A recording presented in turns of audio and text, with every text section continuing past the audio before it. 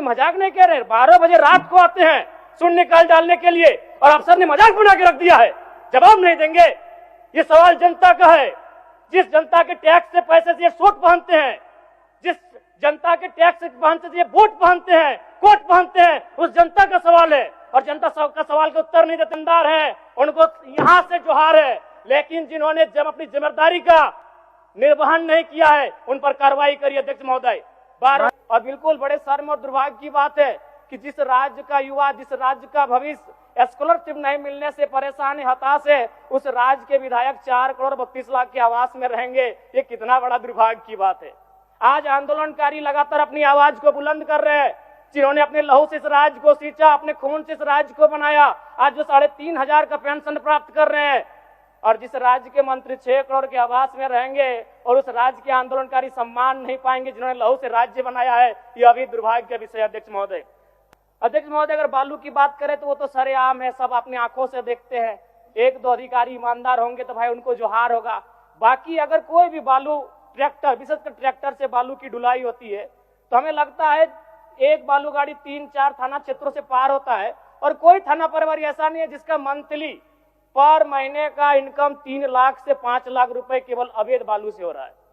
अतः सरकार को मैं मानता हूं कि सरकार का खजाना खाली है, तो अगर खाली है तो इस प्रकार अगर लूट की छूट होगी, जो सरकार के खजाना में आना चाहिए था वो थाना प्रभारी के जेब में जाएगा, पदाधिकारियों की जेब में जाएगा। तो इसी प्रकार हम लोग छात्रों से कलेक्शन करेंगे। अध्यक्ष महोदय, एक दिन झारखंड राज्य में 1000 अवैध गाड़ियों का निकासी होता है।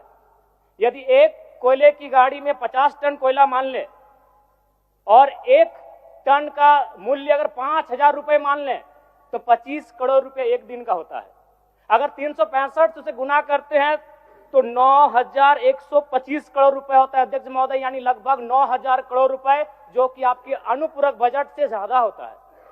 यानी कोयलांचल से इतनी अवैध मात्रा में कोयला का कारोबार हो रहा है, अगर उस पर सरकार नियंत्रण कर ले तो आपका एक अनुपूरक बजट के बराबर वो राशि होती है, वो राजस्व आपको फायदा होगा। अध्यक्ष, माननीय सदस्य जयराम कुमार महतो। धन्यवाद अध्यक्ष महोदय। कटौती प्रस्ताव के पक्ष में मेरा सवाल बजट बनाने की प्रक्रिया पर है। जब विभागों ने 13,400 करोड़ रुपए का मांग किया है तो फिर मात्र 7,721 करोड़ का बजट क्यों लाया गया? सबसे बड़ी बात, 8 महीना बीत जाने के बाद भी मात्र 42% राशि खर्च हो पाया है, तो फिर अनुपूरक बजट की आवश्यकता ही क्यों? और कहीं ऐसा सच तो नहीं कि सरकार का खजाना खाली है? और यदि सरकार का खजाना खाली है तो सरकार राजस्व प्राप्त करने के लिए क्या कर रही है? अध्यक्ष महोदय, जमीन की रजिस्ट्री में करोड़ों अरबों का राजस्व हानि हो रहा है। किसी जमीन की कीमत यदि 1 करोड़ होता है तो कागज में दिखाया जाता है 25 लाख। सरकार को राजस्व मिलता है 25 लाख पर और काला धन का इस्तेमाल होता है 75 लाख पर। महोदय, अगर मेरी बात पर आपको संदेह है तो किसी भी इस राज्य में अगर किसी भी बड़ा भूखंड, एकड़ों का भूखंड अगर उसका खरीद बिक्री हुआ है तो आप उसकी एसीबी के माध्यम से जांच करवा लें, दूध का दूध और पानी का पानी हो जाएगा। और चोरी साफ नजर आया है अध्यक्ष महोदय, कई आईएएस अधिकारी जेल की यात्रा कर चुके हैं। अध्यक्ष महोदय, मैं कोयलांचल से आता हूं और ईडी, जांच एजेंसी और तमाम न्यूज चैनल्स रिपोर्ट की मानी तो प्रत्येक दिन झारखंड राज्य में 1000 अवैध गाड़ियों का निकासी होता है। यदि एक कोयले की गाड़ी में 50 टन कोयला मान ले और 1 टन का मूल्य अगर 5,000 रुपए मान लें तो 25 करोड़ रुपए एक दिन का होता है। अगर 365 से गुना करते हैं तो 9,125 करोड़ रुपए होता है अध्यक्ष महोदय, यानी लगभग 9,000 करोड़ रुपए, जो कि आपके अनुपूरक बजट से ज्यादा होता है। यानी कोयलांचल से इतनी अवैध मात्रा में कोयला का कारोबार हो रहा है, अगर उस पर सरकार नियंत्रण कर ले तो आपका एक अनुपूरक बजट के बराबर वो राशि होती है, वो राजस्व आपको फायदा होगा। अध्यक्ष महोदय, अगर बालू की बात करें तो वो तो सरेआम है, सब अपनी आंखों से देखते हैं। 1-2 अधिकारी ईमानदार होंगे तो भाई उनको जोहार होगा। बाकी अगर कोई भी बालू ट्रैक्टर, विशेषकर ट्रैक्टर से बालू की ढुलाई होती है तो हमें लगता है एक बालू गाड़ी 3-4 थाना क्षेत्रों से पार होता है और कोई थाना प्रभारी ऐसा नहीं है जिसका मंथली पर महीने का इनकम 3 लाख से 5 लाख रुपए केवल अवैध बालू से हो रहा है।